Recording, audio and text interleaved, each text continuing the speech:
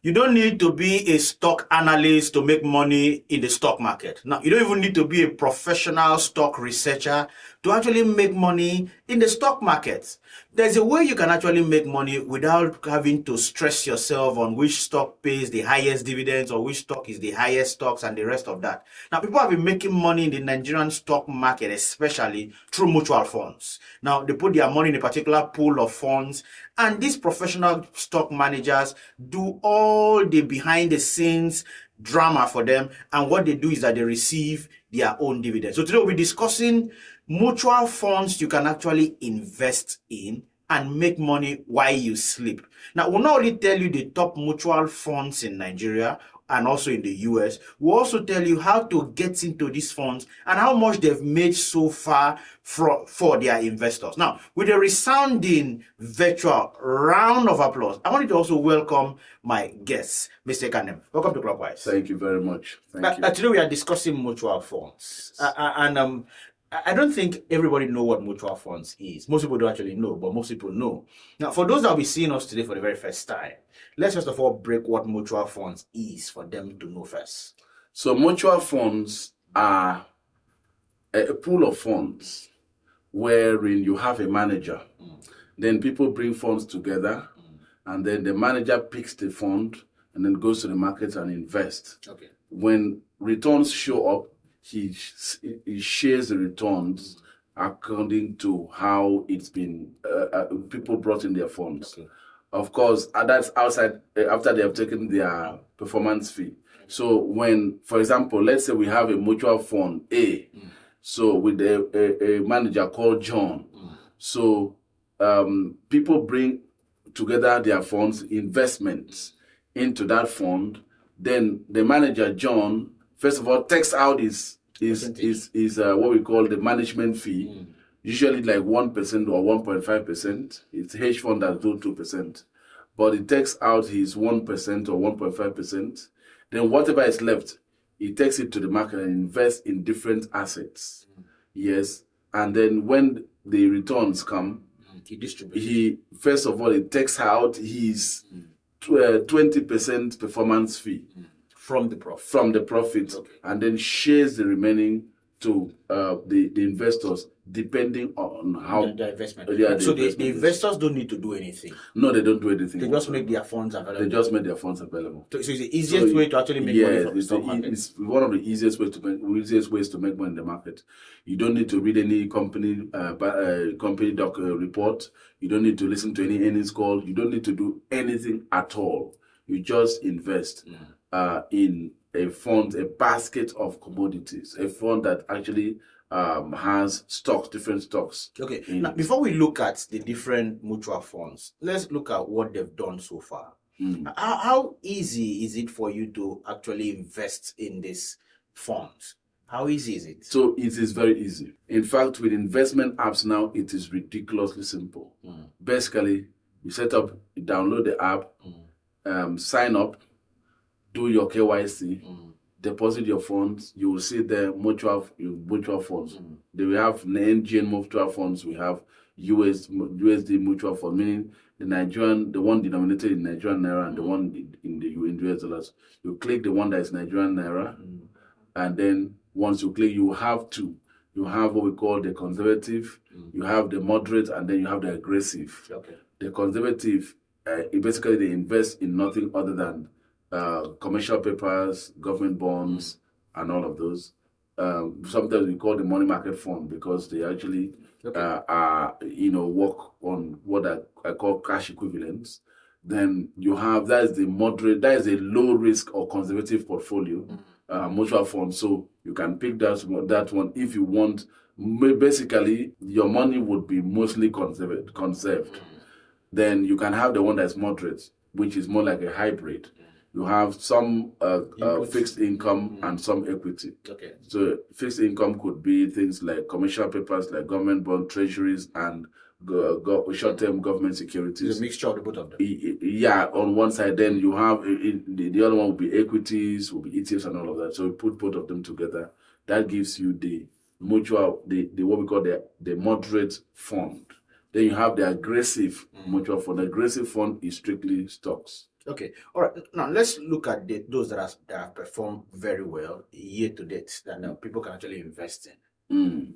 Yeah. So we are going to look at I particularly like to talk about liquid funds. Okay.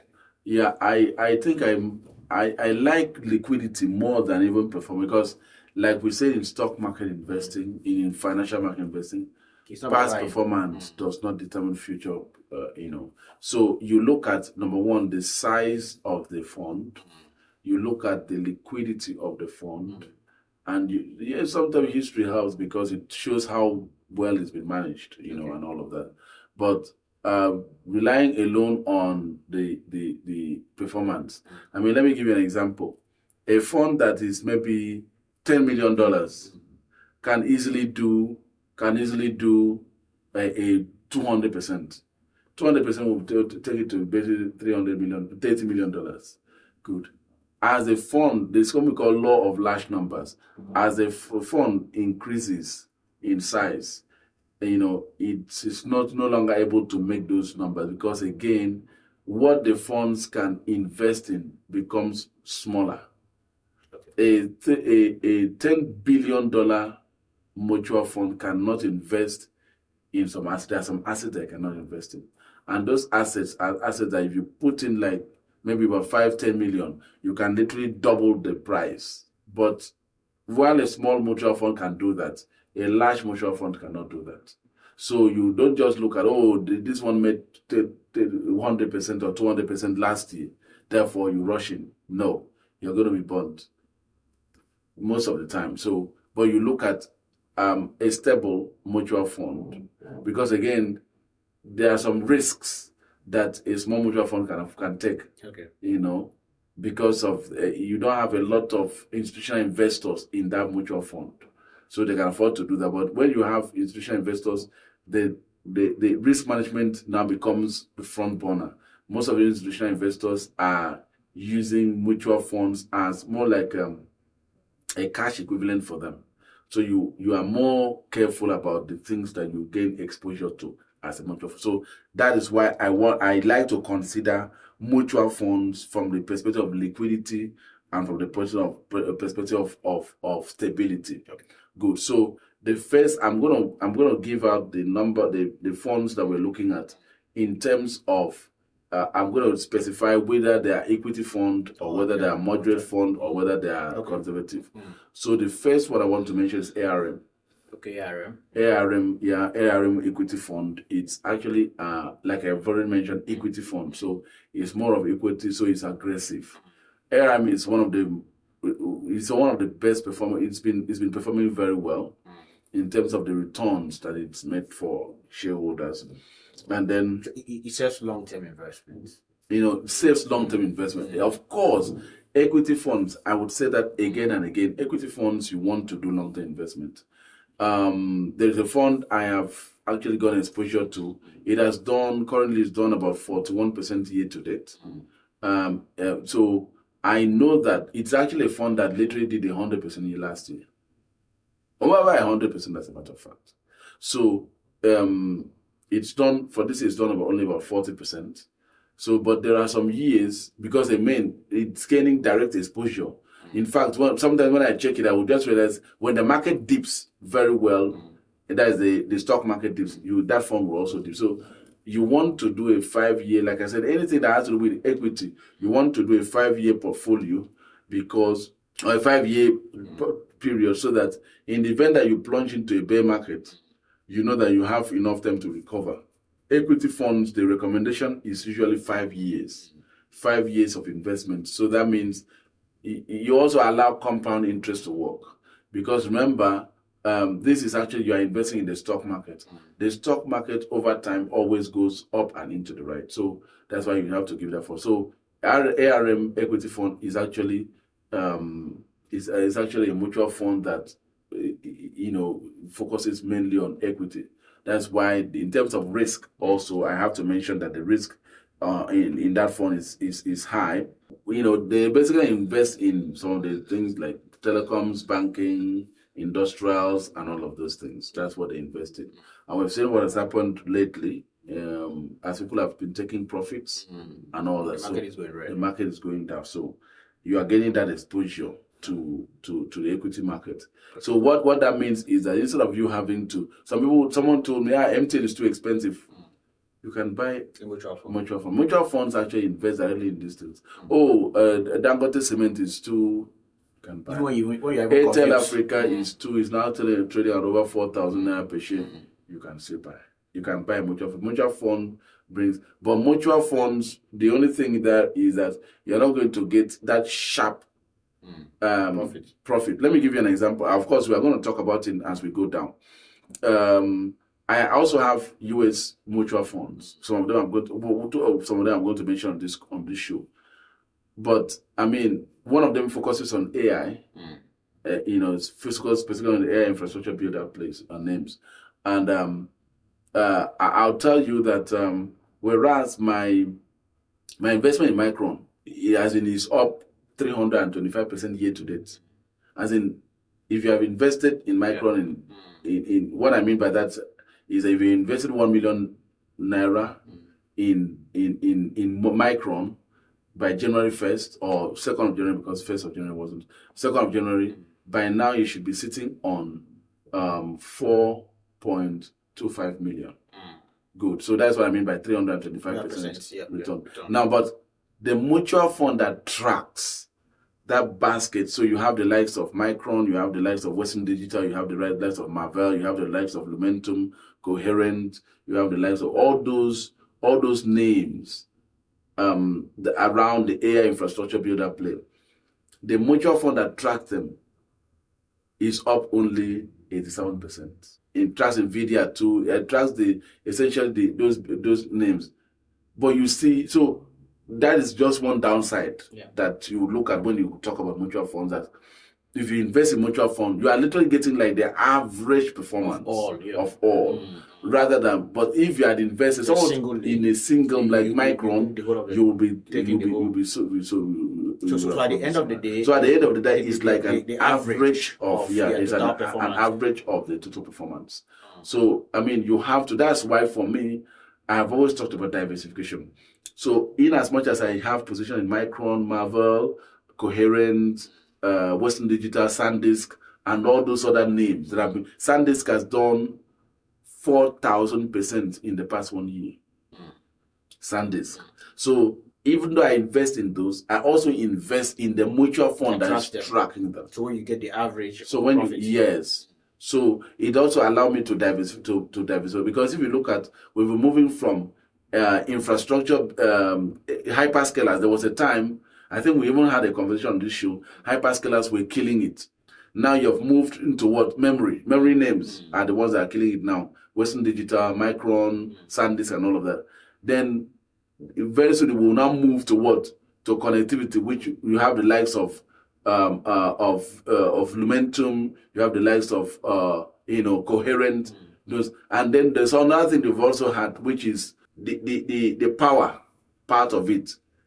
The mutual fund that is tracking, you have the likes of GE Vernova, you have the likes of Vertiv, you have the like of, so those power players that are feeding the AI data center build out. There's a mutual fund that also has those as its basket. They will not perform as much. Vertiv is offered. My investment in Vertiv is up over 122%. Do you understand? So, but the mutual fund that tracks is nowhere close.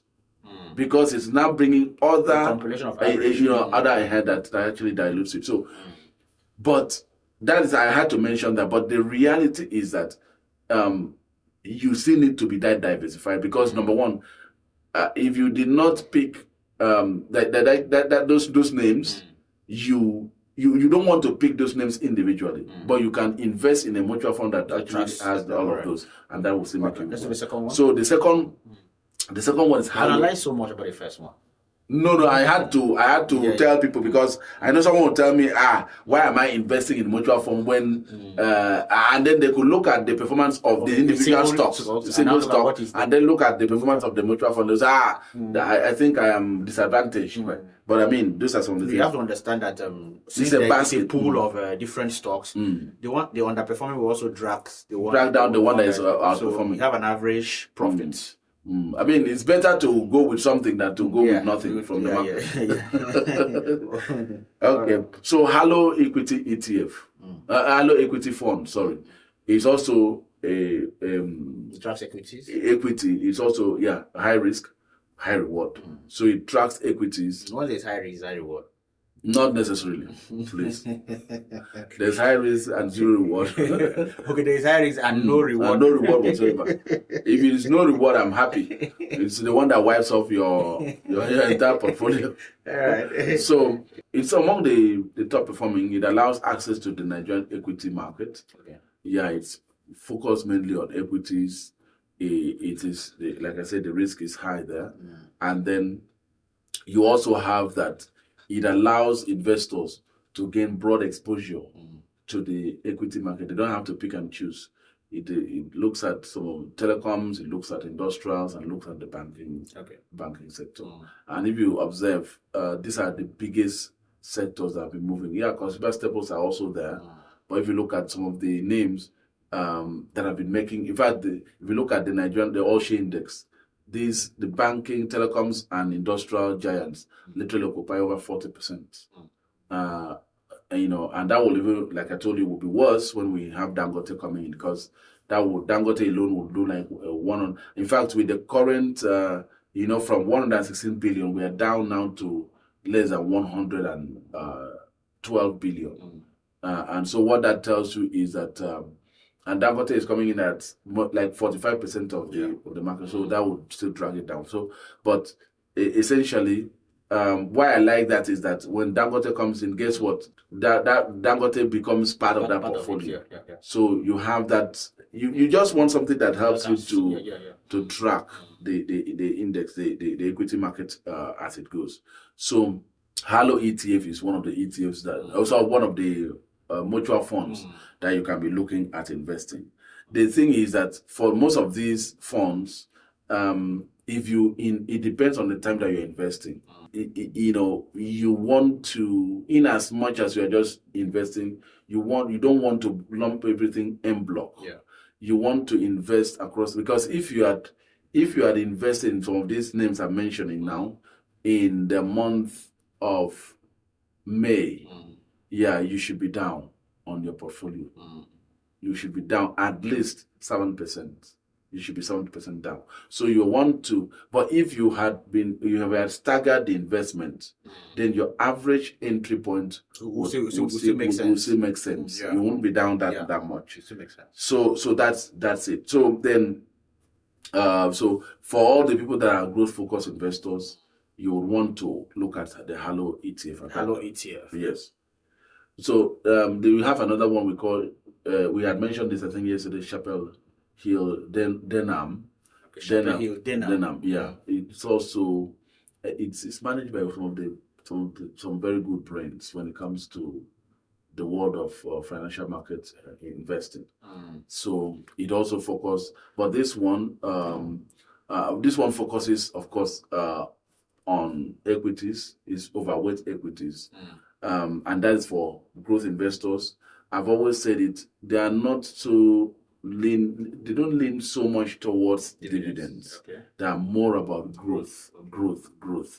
And I had mentioned to you today, before we got onto the show, I just got my shares from my dividends paid. And I look at the dividend, I was laughing. Why am I laughing? Because the capital appreciation I've gotten makes that dividend to be a laughing stock. That's why I've always told you. The fact is, at the end of the day, when I have to choose between dividend, my dividend stock portfolio, you can't compare my dividend and my growth stock. They are like worlds apart. In fact, my dividend stock portfolio is not even up to 5% of my growth stock. I know you lean so much to growth stock. Yes, and that I've made. I mean, you have dividends but I particularly was Nvidia. Nvidia has always been my growth stock, but I just introduced it to my dividend stock because Nvidia started paying dividends. So you want to be so you lean towards mutual funds that focus more on growth and not necessarily on. If you want something that takes the form of dividends, then you can look at some of the ones that we're going to call later on. One of which is Alpha Morgan. Alpha Morgan. Okay. Alpha Morgan is more balanced. It's a balanced fund. So what that happens, it brings Fixed income. it brings fixed income and equity together. Okay. So that, by the way, what names we are mentioning here, there are other names that are also doing the same thing. So I just pick one or two from each category. Yes. So you can actually find other names that do a very good job. So this one is actually a balanced portfolio. So if you're the guy that really doesn't want to take risk, full risk, 100% risk. Yeah, 100% risk. But at the same time, you are not too satisfied with the fixed income, dividend, tiny dividend that this guy will say, or what we call distributions. If you're not very happy with that, then you can also consider something that's more balanced. So it allows your portfolio to be resilient because of the fixed income part of it, but it allows some form of growth because of the growth, the equity part of it. So the last for the Nigerian stock, the last for the Nigerian mutual fund that I'm going to mention is Stanbic IBTC. I was waiting for Stanbic IBTC. Yeah, and Stanbic IBTC. But if you observe, I look at risk, high risk, moderate, and then low. This one is low. In fact, I call it a money market fund because it focuses strictly on fixed income assets, government securities, short-term security bonds, T-bills, as well as commercial papers. So now, what that means is that it allows, if you want to build, if you are averse to risk, you want to build a stable portfolio. Guess what? I also have that fund. Stanbic IBTC. I have a purely fixed income fund. Okay. Even though I'm a very young guy, I know you don't believe, but I'm a very young guy. But I have that because what that does is, for me, that is like my when I talk about dry powder, when I talk about cash on the sidelines, when I tell you that I have some cash on the sideline, that is where I invest it. Because the advantage is that you can literally, in 24 hours, you can get your money out. So if an opportunity shows up that you need to invest, like let's say there's a dislocation. A couple of weeks ago, I had to buy Micron. There was that slump. Micron went from 1,000, almost 1,100, slumped back to 800 and something. Then I just saw that as an opportunity to actually buy. Yeah, instead of actually keeping your money in the bank and eating up by inflation. No, let me give you something to think about. I was getting 16% per year on that 16.9% per year on that fixed income that I did. Yeah. I pulled out some part of it and bought Micron at 800. I think 870 or thereabout.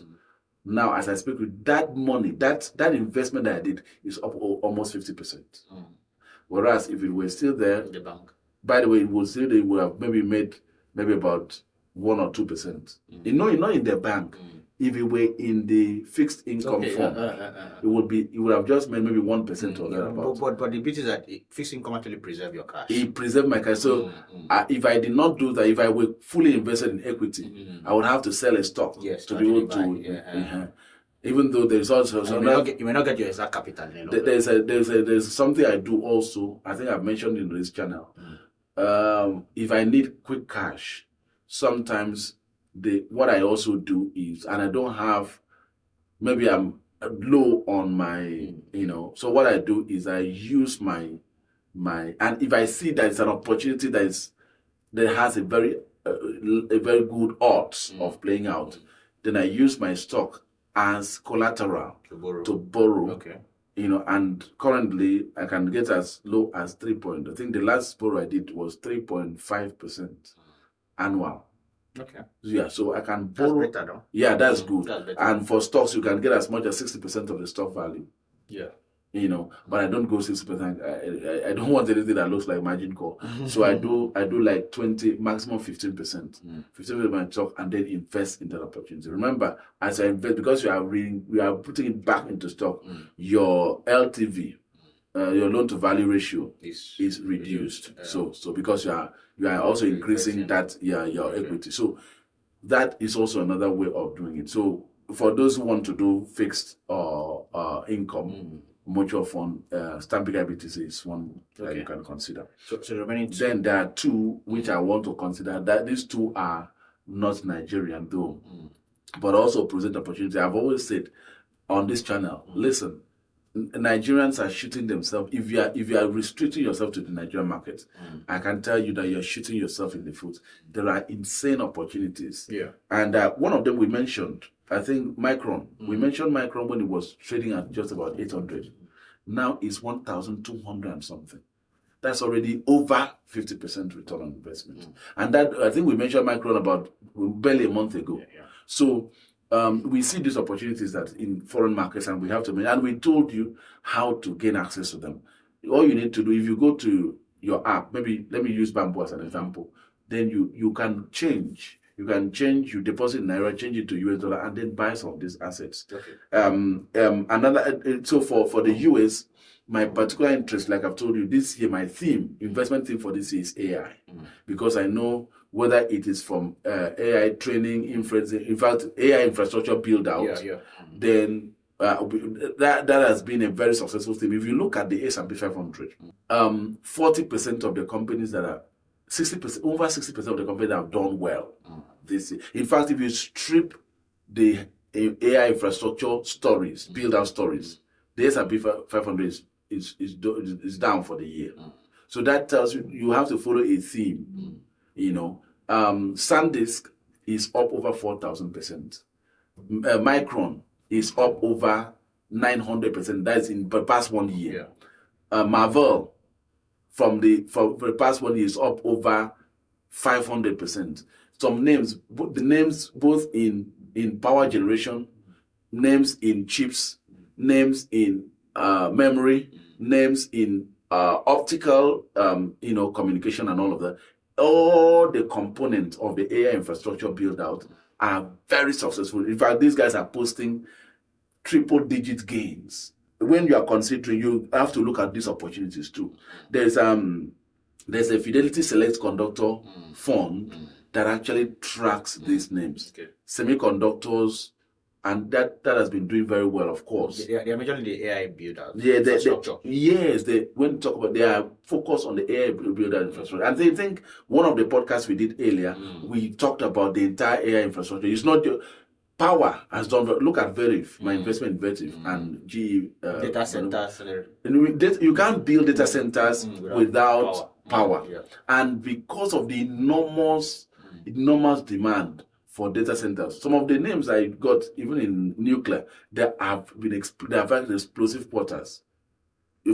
reports. So you want to look at a mutual fund or an ETF that tracks these stories. So the narrative has been around power for the AI infrastructure for data centers, has been around chip makers. You talk about Nvidia, Broadcom, and others. It's been around memory names. You talk about Western Digital. You talk about Micron. You talk about SanDisk.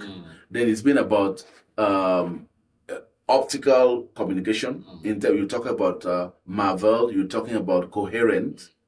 Do you understand? So those have been the stories that have reaped. We've got Lumentum also, and Lam Research. So those are the names. So that's the Fidelity Select Semiconductor follows that also. Then you have the Fidelity Select Technology portfolio, the last one, which is the last one. It also follows tech. Now let me tell you guys something. The reason why we talk about these mutual funds or these funds is this: number one, if you are investing if you observe the hyperscalers, the likes of Microsoft, the likes of Meta, the likes of Amazon, even Apple. Apple is not a hyperscaler though, but some of the what you can call the Mark 7 have seriously gone down. Yeah, they have really seriously underperformed because they are the ones that are paying. The people that are making money now are the ones that are receiving. Do you know that Apple, Tim Cook said that they had to increase the cost of their products because of the cost of memory. Micron, for example, is fully booked till 2029. The last 2 days ago, Micron actually released its Q3 result, it was a complete blowout. It completely blew out analyst expectations. It did an 80%. Look at an earnings growth of 80%. Think about that for a second.